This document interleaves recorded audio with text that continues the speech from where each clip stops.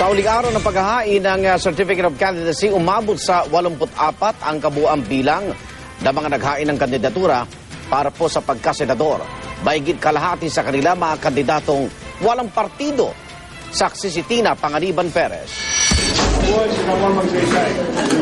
Opisyal nang nagbalik politika si dating Senador Ramon Magsaysay Jr. matapos maghain ng kandidatura sa ilalim ng senatorial ticket ng administrasyon. Isa sa mga katapat niya mula sa United Nationalist Alliance o UNA, ang asawa ng kanyang pamangkin, si Congresswoman Mitos Magsaysay.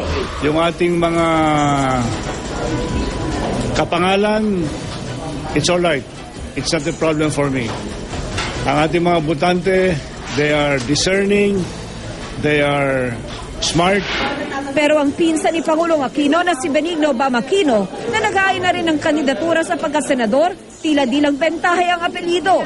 Aminado siyang malaking tulong daw na kamukha niya ang ama ng Pangulo na si dating Senador Ninoy Aquino.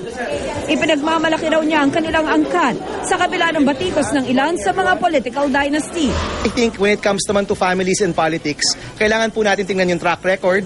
And in our case, I think we have a history of public service, no? Na sa totoo lang po, I would be proud, no? Extremely proud to be part of.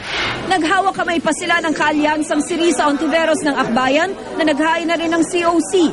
Natanong tuloy si Ontiveros, hindi ba't ang Akbayan ay kontra political dynasty? Ang importante na yung mga pangalan, kahit na dati ay naglalaban noong mga nakaraang panahon, ay nagsama ngayon sa coalition slate dahil pinagkakaisahan namin na suportahan si President Noy. Nausisa rin sa issue ng political dynasty ang kasamahan nila sa administration ticket na si Senador Alan Peter Cayetano, kapatid ni Senadora Pia Cayetano at anak ni yumaong Senadora Nato Cayetano. Kahit magkapatid sila o mag-asawa o kung lahat naman sila maganda vision, lahat sila ay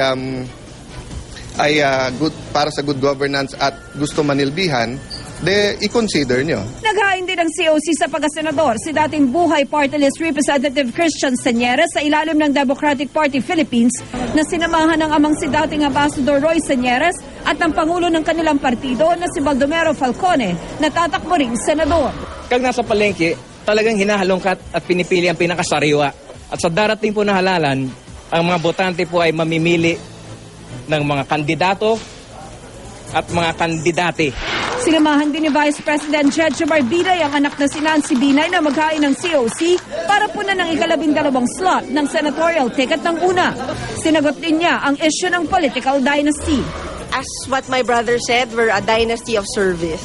O tingnan ninyo yung anak ko, si Junjun o si Abigail. Importante lamang, kailangan it must be a clean and honest election.